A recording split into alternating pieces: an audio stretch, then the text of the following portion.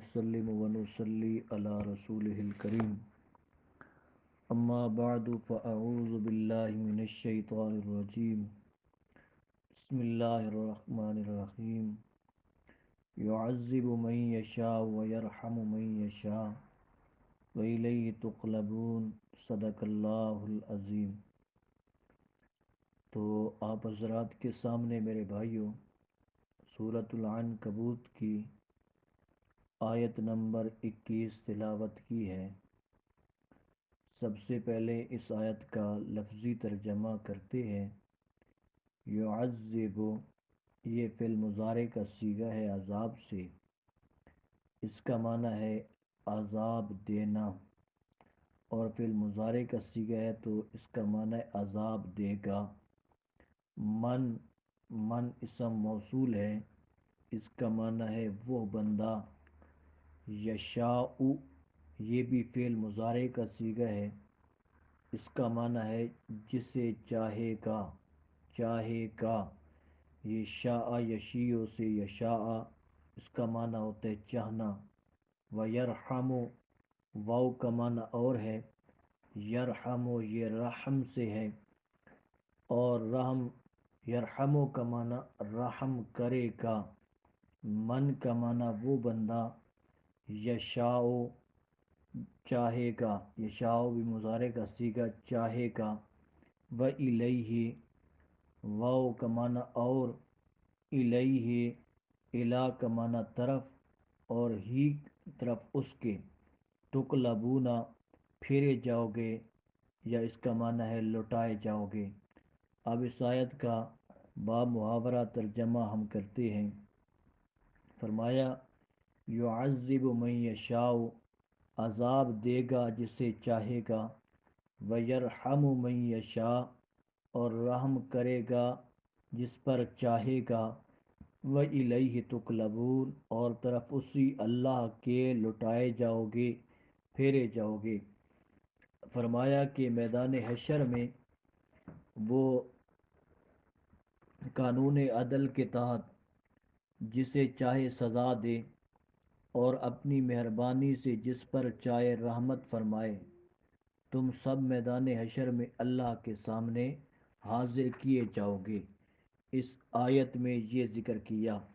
اب آیت نمبر 22، اس کا لفظی ترجمہ۔ وما انتم بمعجزین فی الارض، وما انتم، واو کا معنی اور ما کا معنی نہیں۔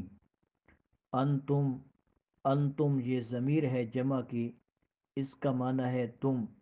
بمعجزین، یہاں پر با کا معنی نہیں کرنا، با کلام میں زائدہ ہے، اور معجزین یہ عجز سے ہے، یعنی عاجز کرنا، اس کا معنی ہے عاجز کرنا۔ فی الارض، فی کا معنی میں، الارض کا معنی زمین۔ ولا فی السماء، واو کا معنی اور، لام کا معنی نہیں۔ فی السماء، فی کا معنی میں، السماء اس کا معنی آسمان۔ وما لکم، واو کا معنی اور، ما کا معنی نہیں۔ لکم، لکم لام کا معنی واسطے، اور کم کا معنی تمہارے، من کا معنی سے، اور دونا کا معنی سوائے۔ اللہ کا معنی اللہ، آگے مم ولی، من کا معنی سے، اور ولی ولی کہتے ہیں حمایتی کو، دوست کو۔ ولا نصیر، واو کا معنی اور، لا کا معنی نہیں، اور نصیر کہتے ہیں مددگار کو۔ اب اس آیت کا با محاورہ ترجمہ کرتے ہیں۔ وما انتم بمعجزین فی الارض، اللہ فرماتے ہیں اور تم عاجز کرنے والے نہیں، اور نہیں ہو تم بمعجزین عاجز کرنے والے، فی الارض زمین میں، ولا فی السماء اور نہ آسمان میں۔ وما لکم من دون اللہ، اور کوئی نہیں تمہارا اللہ کے علاوہ۔ وما لکم من دون اللہ، اور کوئی نہیں تمہارا اللہ کے علاوہ، من ولی حمایتی، ولا نصیر اور نہ کوئی مددگار۔ تو اس آیت کا مطلب بھی واضح ہے، ترجمہ میں نے آسان کیا، آپ سمجھ چکے ہوں گے، لیکن تھوڑا سا ذکر کروں گا۔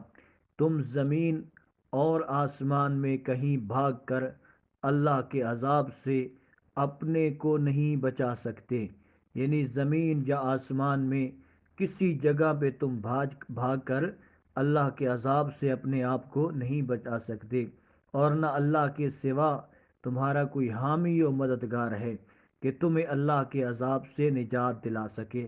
دو صورتیں اللہ نے اس آیت میں ذکر کر دی۔ پہلی یہ چیز کہ تمہارے اندر یہ طاقت نہیں ہے کہ اللہ کے عذاب سے بھاگ جاؤ اور میں اللہ کے عذاب سے بچ جاؤ، اور دوسری صورت اللہ نے یہ ذکر کر دی کہ اللہ کے علاوہ کوئی تمہارا ولی اور مددگار اور حامی اور ناصر بھی ایسا نہیں ہے کہ تمہیں اللہ کے عذاب سے کیا ہے، بچا سکے۔ اللہ کے عذاب سے بچنے کی ایک ہی صورت ہے کہ اللہ کے حکموں کا بندہ پابند بن جائے اور اللہ کی رحمت کے ساتھ امید رکھے۔ اللہ سے بار بار گڑ گڑا کر ہم دعا کرتے ہیں، ہم التجا کرتے ہیں کہ یا اللہ ہم سب کو اپنے عذابوں سے محفوظ فرما اور ہمیں ایسے اعمال کرنے کی توفیق نصیب فرما جو خالصتاً تیری رضا والے اعمال ہوں۔